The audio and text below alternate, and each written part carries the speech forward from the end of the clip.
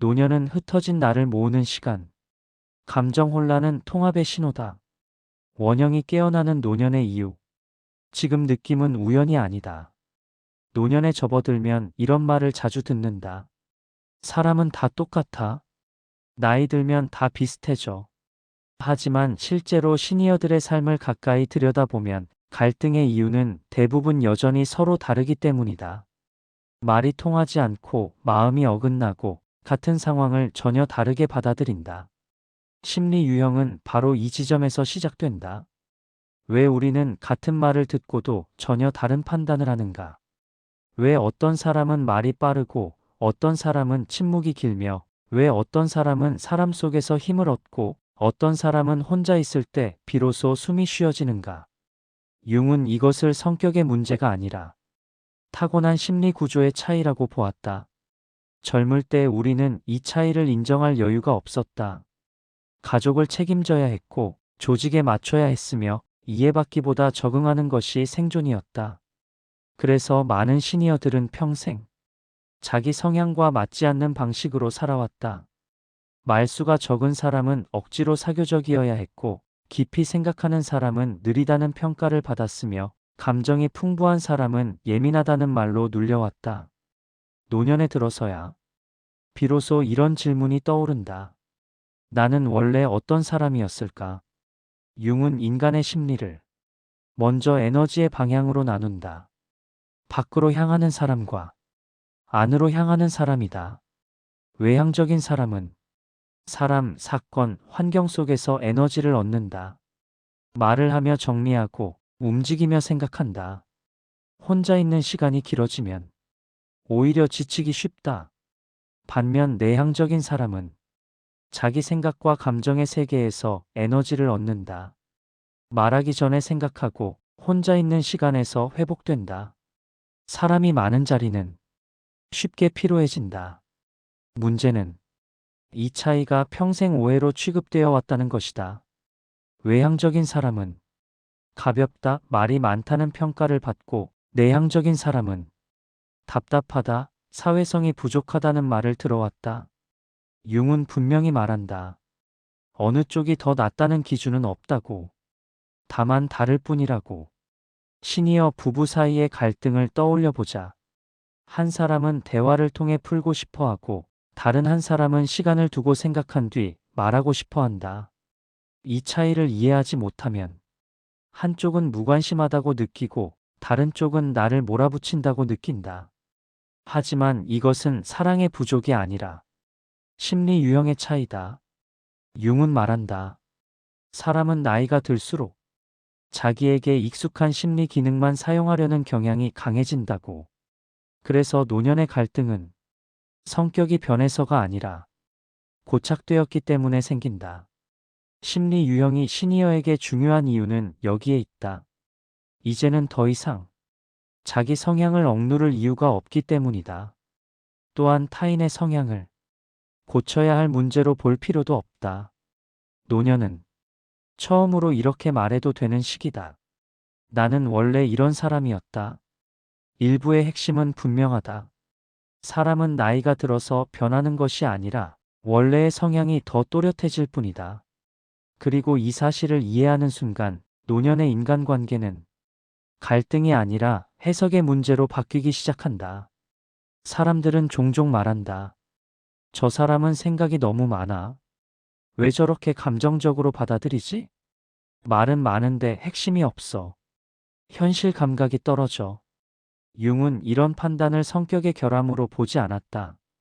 그는 이것을 사람이 세상을 인식하고 판단하는 기본 기능의 차이라고 설명했다. 심리 유형 2부의 핵심은 바로 여기 있다. 사람은 같은 세상을 살아도 전혀 다른 방식으로 보고 결정한다는 사실이다. 융은 인간의 판단을 이루는 기본 기능을 네 가지로 설명했다. 사고, 감정, 감각, 직관. 이 기능들 중 무엇을 주로 쓰느냐에 따라 사람의 말투, 선택, 인간관계, 노년의 삶의 태도까지 달라진다. 먼저 사고 중심의 사람을 보자. 이들은 세상을 논리와 구조로 이해한다. 말을 할 때 이유를 찾고 결정을 내릴 때 감정보다 기준을 중시한다. 노년에 이르면 이런 사람들은 왜 그래야 하는지를 납득하지 못하면 쉽게 움직이지 않는다. 그래서 주변에서는 차갑다, 계산적이다, 정이 없다는 평가를 받기 쉽다. 하지만 이들은 혼란 속에서 질서를 만들고 감정에 휩쓸리지 않도록 관계를 지켜주는 역할을 한다. 노년의 가족 문제, 재정 문제, 건강 결정에서 이 유형은 큰 힘을 발휘한다. 다음은 감정 중심의 사람이다. 이들은 옳고 그름보다 좋고 싫음, 편안함과 불편함을 기준으로 판단한다. 상대의 말투, 분위기, 태도에 민감하며 관계의 온도를 중요하게 여긴다. 노년에 이르면 이 유형은 더 섬세해진다. 사소한 말 한마디에 오래 마음이 남고 무심한 태도에 깊은 상처를 받는다. 주변에서는 예민하다고 말하지만 사실 이들은 관계의 균열을 가장 먼저 감지하는 사람들이다. 감각 중심의 사람은 지금 이 순간의 현실과 경험을 중시한다. 몸의 상태, 환경의 변화, 눈에 보이고 손에 잡히는 것을 신뢰한다. 노년에 이르면 이 유형은 지금 편한가, 몸이 괜찮은가를 모든 판단의 출발점으로 삼는다. 그래서 주변에서는 현실적이다, 보수적이다, 변화에 소극적이라고 평가한다. 하지만 이들은 과장된 불안이나 막연한 기대에 휘둘리지 않는다. 노년의 건강관리, 일상유지, 생활 리듬에서는 가장 안정적인 유형이다. 마지막으로 직관 중심의 사람이다. 이들은 아직 오지 않은 가능성과 보이지 않는 흐름을 먼저 느낀다. 말을 하다 중간에 생각이 바뀌고 주제가 자주 이동한다. 노년에 이르면 이 유형은 종종 현실감이 없다는 말을 듣는다. 하지만 이들은 시대의 변화를 가장 먼저 감지하고 새로운 의미를 만들어내는 사람들이다. 노년에도 배움을 멈추지 않고 삶을 하나의 이야기로 재해석한다.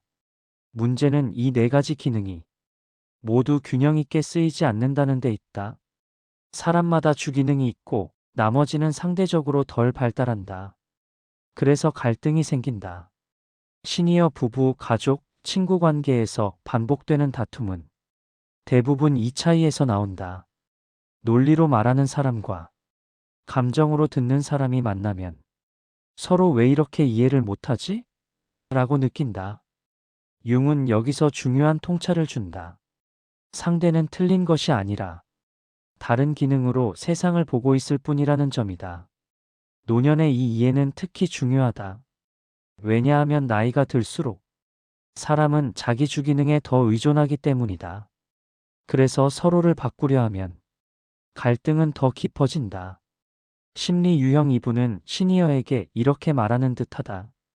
이제는 상대를 고치려 하지 말고 해석의 방식을 바꾸라고.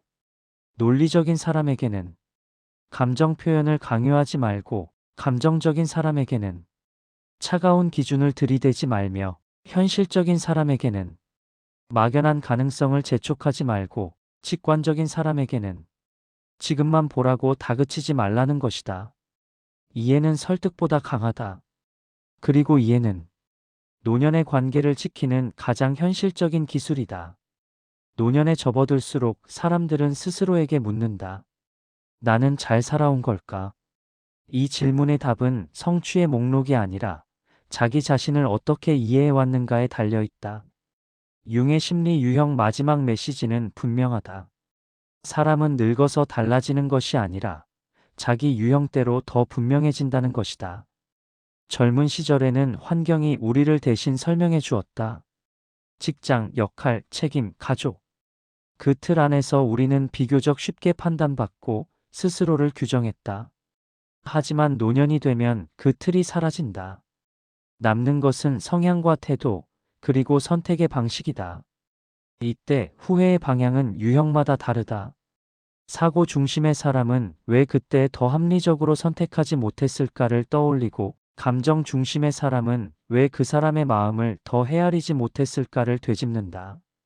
감각 중심의 사람은 지금의 몸을 그때 더 아꼈더라면을 생각하고, 직관 중심의 사람은 그 가능성을 끝까지 밀어보지 못한 게 아쉽다고 말한다.